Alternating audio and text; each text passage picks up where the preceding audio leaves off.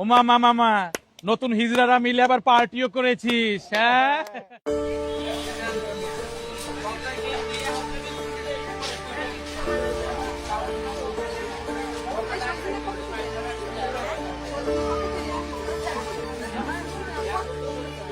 লাইনের টাকা ভাই একটু পরে আসেন, এখনো কোনো বেচা বিক্রি হয় নাই।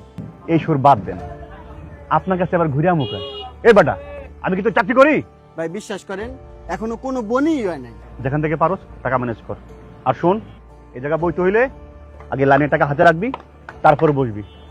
হায় হায় হায় হায় হিরো, তুই কিসের টাকা তুলছিস রে? এই তোকে কামে তোরা যা ফোট।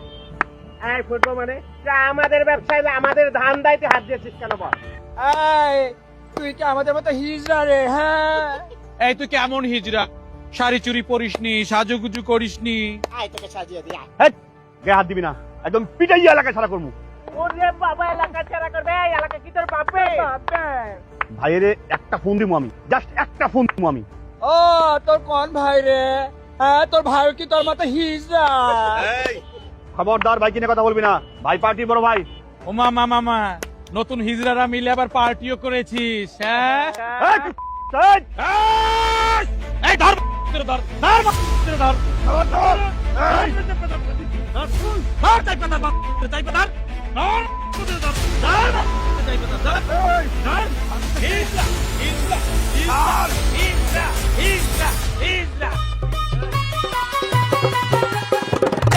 দেখো রে দেশে নয়া হিজড়া আইলো আইলো আইলো, শাড়ি চুড়ি কাজল বিনা চান্দা তুইলা খাইলো খাইলো খাইলো।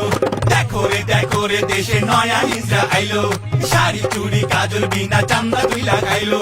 দেশের মানুষ হইলো বেহুশ, তাদেরই তা ফোটে, হাট বাজার করলো তখন আমাদের